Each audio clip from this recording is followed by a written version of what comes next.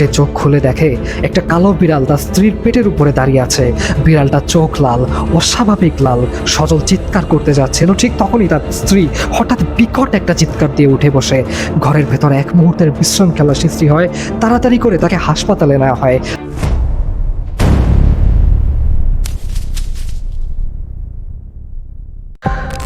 সবাইকে স্বাগতম করছি হন্টেড স্টুডিওর আরেকটি এপিসোডে। আশা করছি আপনারা সবাই ভালো আছেন। আমি ইব্রাহিম আছি আপনাদের সাথে।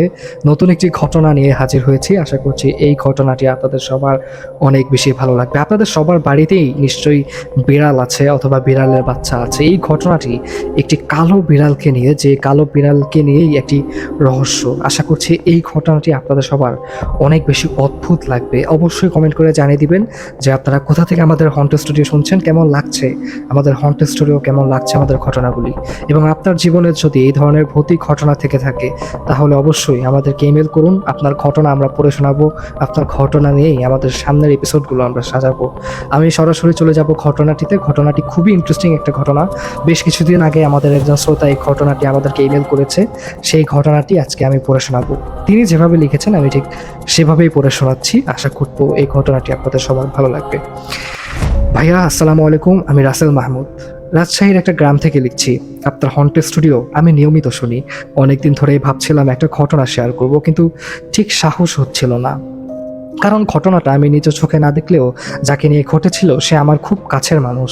আর পুরো ব্যাপারটা আমরা ধীরে ধীরে যেভাবে জেনেছি সেটা আজও ভাবলে গা শিউরে ওঠে।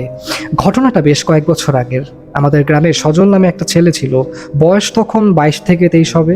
পেশায় মিস্ত্রি, লোকজনের ঘরবাড়ি বানানোর কাজ করত। খুব সাধারণ একটা ছেলে, সবার সাথে ভালো ব্যবহার করে, কিন্তু একটু দুষ্টুমি টাইপের ছিল। মানে মাঝে মধ্যে এমন কিছু কাজ করতো যেগুলো পরে নিজেই হাসাহাসি করতো, কিন্তু সেগুলো যে কত বড় ভুল হতে পারে সেটা হয়তো সে বুঝতো না। একদিন সন্ধ্যার দিকে কাজ করতে করতে তার দেরি হয়ে যায়। গ্রাম থেকে একটু দূরেই কাজ ছিল। রাত প্রায় নেমে গেছে তখন। সজল তার সাইকেল নিয়ে বাড়ির দিকে ফিরছিল। রাস্তাটা খুবই নির্জন। দুই পাশে শুধু ফাঁকা ধান ক্ষেত, মাঝে একটা সরু কাঁচা রাস্তা। বাতাসে এক ধরনের ঠান্ডা নীরবতা ছিল, যেটা গ্রামের রাতে অনেক সময় থাকে, কিন্তু সেদিন নাকি একটু বেশি অস্বস্তিকর লাগছিল। সাইকেল চালাতে চালাতে হঠাৎ সজলে চোখে পড়ে রাস্তার পাশে একটা কালো বিড়াল। বিড়ালটা তার ছোট ছোট বাচ্চাদের সাথে খেলছিল। অন্ধকারে ওদের চোখগুলো ঝিলমিল করছিল। সজল থেমে না গিয়ে একটু তাকায়, তারপর তার মাথায় হঠাৎ একটা অদ্ভুত দুষ্ট চিন্তা আসে। সেভাবে একটু মজা করা যাক। কোনো কিছু না ভেবে সে সোজা সাইকেলটা ওই বিড়ালের দিকে চালিয়ে দেয়। ঘটনাটা 1 সেকেন্ডেরও কম সময় হয়ে যায়। একটা হালকা শব্দ। সজল নাকি একটু এগিয়ে পেছনে ফিরে তাকায়, দেখে কালো বিড়ালটা রাস্তার পাশে পড়ে আছে, একদম নিথর। আর তার বাচ্চাগুলো মায়ের পায়ের উপর লাফাচ্ছে, ছোটাছুটি করছে, যেন বুঝতেই পারছে না কি হয়ে গেছে। এই দৃশ্য দেখে নাকি সজল এক মুহূর্ত থমকে গিয়েছিল, কিন্তু তারপর আবার নিজেই হেসে বলে, আরে এসব কিছু না। এরপর সে বাড়ির দিকে চলে যায়। পরের দিন ফজরের নামাজের পর কয়েকজন কৃষক মাঠে যাওয়ার সময় ওই মৃত বিড়ালটাকে দেখতে পায়। গ্রামের এক বয়স্ক লোক, যিনি খুবই নরম মনের মানুষ ছিলেন, দৃশ্যটা দেখে খুবই কষ্ট পান। তিনি নিজে হাতে ছোট একটা গর্ত করে বিড়ালটাকে দাফন করে দেয়। এই পর্যন্ত সবকিছু সাধারণ একটা ঘটনা মনে হতে পারে, কিন্তু আসল ঘটনা শুরু হয় এরপর থেকে। সজল প্রথম রাতে কিছু অদ্ভুত টের পায়। সে বলে গভীর রাতে হঠাৎ তার ঘুম ভেঙে যায়। বাইরে উঠেও যেন কিছু একটা দৌড়াদৌড়ি করছে। সে প্রথমে ভাবে হয়তো সাধারণ কোনো বিড়াল, গ্রামের বাড়িতে এসব স্বাভাবিক। কিন্তু পরের রাতেও একই শব্দ, তার পরের রাতেও। একদিন সে দরজার ফাঁক দিয়ে দেখে উঠোনে একটা কালো বিড়াল এদিক ওদিক দৌড়াচ্ছে, ঠিক সেই রকম যেটাকে সে সেদিন মেরেছিল। সে তখনও ব্যাপারটাকে খুব বেশি সিরিয়াসলি নেয়নি, ভাবে হয়তো অন্য কোনো বিড়াল। কিন্তু দিন যত যায় ব্যাপারটা বদলাতে থাকে। 1টা থেকে 2টা, 2টা থেকে 5টা, তারপর 10টা। প্রতিদিন রাতে সে উঠোনে আরও বেশি বিড়াল দেখতে থাকে। ওগুলো শুধু ঘোরাঘুরি করতো না, মাঝে মাঝে সবাই একসাথে থেমে সজলের ঘরের দিকে তাকিয়ে থাকতো। একদম চুপচাপ, কোনো শব্দ নেই, শুধু তাকিয়ে থাকা। এই জিনিসটা সজলের ভিতরে ধীরে ধীরে ভয় ঢুকিয়ে দেয়। এক রাতে সে সাহস করে দরজা খুলে বাইরে তাকায়, আর তখন সে যা দেখে সেটা নাকি সে কখনো ভুলতে পারেনি। তার পুরো উঠোন ভর্তি হাজার হাজার কালো বিড়াল, যেদিকে চোখ যায় শুধু বিড়াল, আর সবাই একসাথে তার দিকেই তাকিয়ে আছে। ঠিক তখনই দরজায় জোরে ধাক্কা পড়তে শুরু করে, যেন বাইরে থেকে কেউ রাগে দরজা ভেঙে ফেলতে চাইছে। সজল দরজা বন্ধ করে ভেতরে বসে থাকে, তার শরীর কাঁপতে থাকে। সে তখন বুঝতে পারে এটা কোনো সাধারণ ব্যাপার না। এদিকে সহচলের স্ত্রী তখন সন্তান সম্ভবা। ঘরে একটা আলাদা টেনশন ছিল। ছিলই।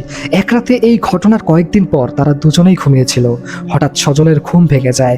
কেন ভেঙেছে সেটা সে বুঝতে পারে না, কিন্তু তার মনে হয় ঘরের ভিতর কিছু একটা অস্বাভাবিক আছে। সে চোখ খুলে দেখে একটা কালো বিড়াল তার স্ত্রীর পেটের উপরে দাঁড়িয়ে আছে। বিড়ালটা চোখ লাল, অস্বাভাবিক লাল। সজল চিৎকার করতে যাচ্ছিল, ঠিক তখনই তার স্ত্রী হঠাৎ বিকট একটা চিৎকার দিয়ে উঠে বসে। ঘরের ভেতর এক মুহূর্তের বিশৃঙ্খলা সৃষ্টি হয়। তাড়াতাড়ি করে তাকে হাসপাতালে নেওয়া হয়। সেদিনই ডেলিভারি করাতে হয়, কিন্তু ডাক্তাররা পরে জানায় বাচ্চাটা বেঁচে নেই। সবচেয়ে ভয়ঙ্কর ব্যাপারটা তখনও বাকি ছিল।